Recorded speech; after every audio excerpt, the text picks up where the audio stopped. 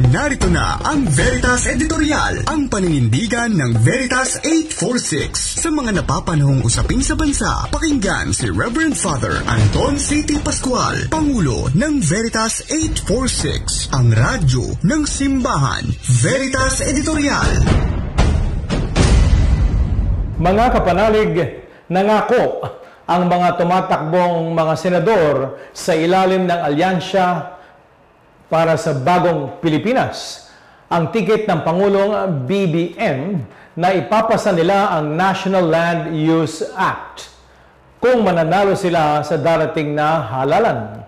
Sa kanilang mga campaign sorties sa Laguna, case in point, sinabi ng isang kandidato na patuloy na liliit ang mga lupaing sakahan sa bansa kung hindi maisa sa batas ang naturang panukala.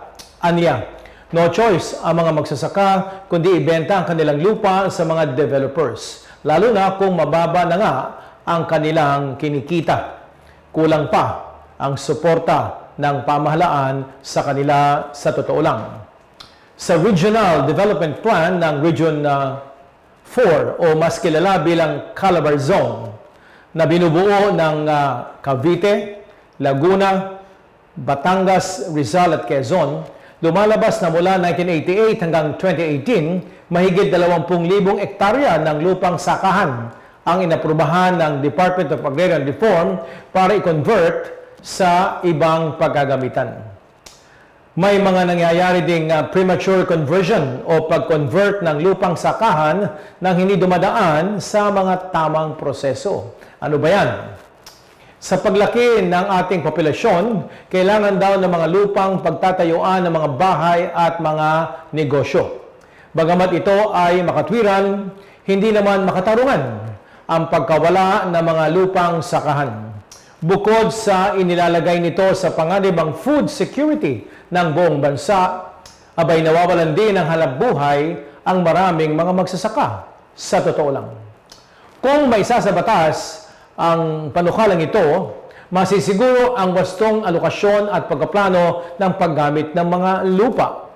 Magkakaroon din ng mahihigpit na patakaran at panuntunan tungkol sa land use conversion. Malilinaw din ang mga kategorya ng mga lupa base sa kanilang pwedeng maging gamit.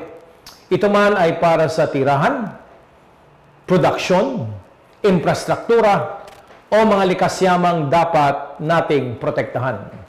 Naglalaman din ang NLUA na mga probisyon para sa sustainable na paggamit ng lupa, kung saan binibigyang pansin ang pagprotekta sa kalikasan at pagtugon sa ating mga hinaharap na climate change.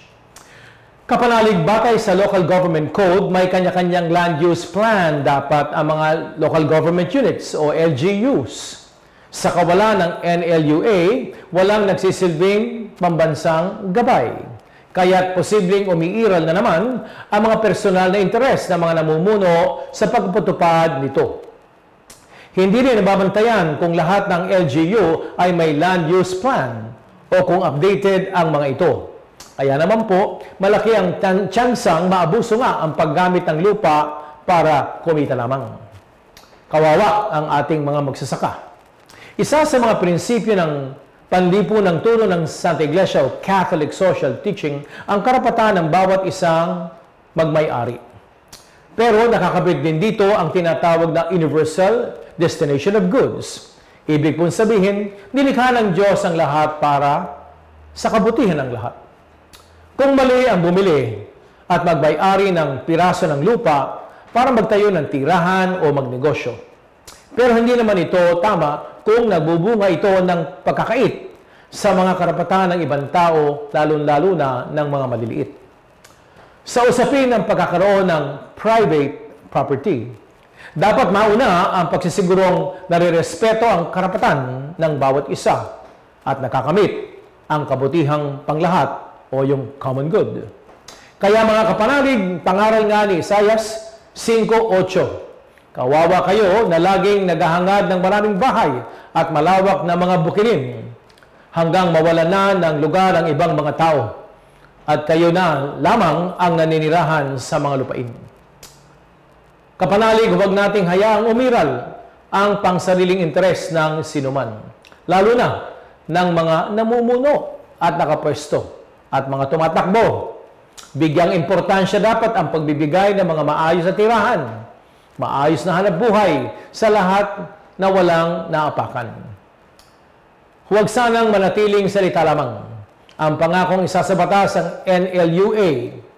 Kapanalig simulan at sinuman ang mahalal sa Kongreso sa darating na halalan. Mayo 12, naway maging prioridad nila ang pagkasabatas, pagkapatupad nito ng maayos. Sa simbahan po, meron po tayong preferential option for the poor. Dapat sa anumang lipunan, ang palagi natin tinitingnan ano epekto ng mga programa ng anumang gobyerno, anumang lipunan sa mga mahihirap. Dapat tayo po'y kumikiling kakampi ng mga nasa laylayan. Example, magsasaka. Sumayin niyo ang katotohanan. Inyong napakinggan ang Veritas Editorial. Ugaliing pakinggan ng Veritas Editorial kasama si Reverend Father Anton C.T. Pascual. Veritas Editorial.